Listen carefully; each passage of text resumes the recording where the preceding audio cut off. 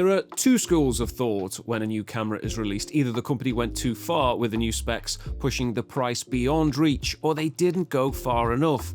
And on first glance, looking at the specs of the new Sony a7 IV, the internet would have you believe that Sony have failed. But looks can be deceiving. Sony have doubled down on a very specific philosophy with this release, and today we're going to look at why the a7 IV might not be the disaster everyone's saying it is, and it might actually be the most inspired release of the year. Sony have built a reputation over the years for creating reliable products, while others have maybe struggled with public relations disasters, like certain infamous overheating issues. But in the main, Sony has created cameras that just work. And if you wade through the incremental updates over the years, I'm sure we'll find that the a7 IV is the ultimate all-rounder, which is exactly what the a7 series was built to be. You see, in the Sony full-frame lineup, the a7 is the entry-level camera. Now, you wouldn't think that with the price tag sitting near $2,900 at the moment, but that price really reflects the state of the world economy right now more than the camera itself. Let's just say everything is expensive. And just because Sony has the a7C for compactness and the a7R for resolution, well, it doesn't mean that this, the basic a7, needs to have every single bell and whistle. Now, I own both the a7 III and the a7 IV, and they did and still do a great job, and despite having minor flaws, well, they deliver results. So does Sony need to abandon this reliability just because Canon and Nikon are offering open-gate or red-style color science? Well, I think with the a7 IV, Sony's answer is a definitive no. Many argue that without open-gate or without 6K or 8K recording, Sony are admitting defeat, and they say that this camera isn't competing. But I would argue that Sony are really saying that they're not playing this sort of game.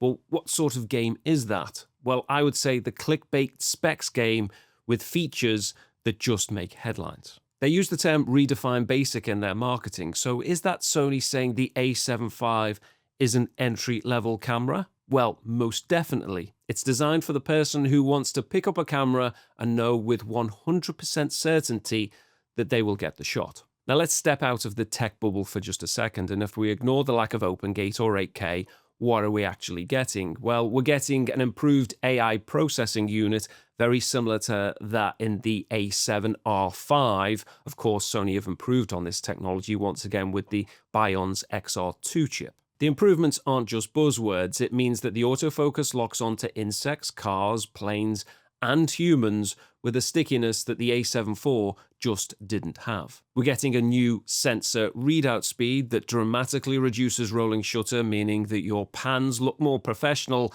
and, let's just say, less jello. We're getting 30 frames per second in photos and vastly improved buffering, and we're also getting that 4-axis multi-angle flip-out screen. Finally, a screen that works for both videographers and photographers without compromise. But these aren't sexy specs like 8K. They are usable specs. I certainly can't find a use for the likes of open-gate on my TV shoots because it's a niche tool, but I would use better autofocus and better stabilization every single day. However, I would caveat that by saying it's always better to have features than not to have them at all, but as open-gate and 8K aren't really necessary, in my opinion, I can't say the move by Sony disappoints me.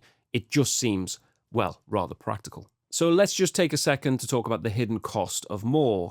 With 6K or 8K, you need massive storage space. You also need a computer that would cost more than many of us can afford right now. And you also need the expensive CF Express Type A cards, which are much more costly than the SD equivalent. So by keeping the resolution manageable and the codecs efficient, Sony have kept the a7 IV, well, accessible.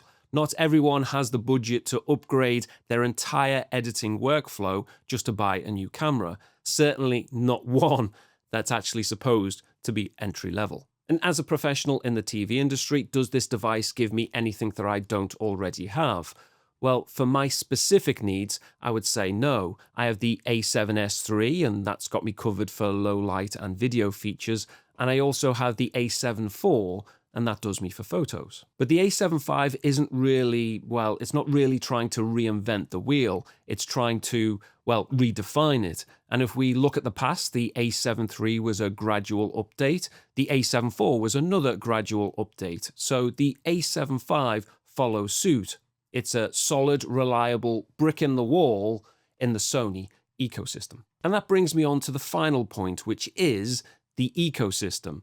Now, most of us owning interchangeable lens cameras aren't going to flip between brands. Once we're in, well, we're in. And I'm fully invested in the, well, Sony infrastructure with cameras, lenses, batteries, accessories, the list goes on. But I won't be switching to, say, Canon or Nikon just for a specific video feature that I might use just once a year. And what I would say is that all camera companies make incredible tools right now. And if you're just starting out and you're looking at the A7 V, well, I believe this will once again be a solid option. And it has a back-to-basics spec sheet that will likely see it be a bestseller for the next 3 years. But these announcements seem to become, well, more about keeping up appearances and showing the world, well, some sort of power with high-spec sheets and headlines. For me, practicality wins over bells and whistles. So I'm glad there's at least one company out there that's seeing sense, even if it may come as a disappointment to those who want the big features that maybe we won't use all of the time. And as we head into 2026, the real eyes are going to be on the future, let's face it, with the FX3 or the A7S replacement. That's where Sony really needs to bring their A game. Because these are the cameras most of us use in the professional space these days, especially those of us in the video world. And we're all here in anticipation of what's to come next. So, Sony, please don't let us down. Speak to you soon.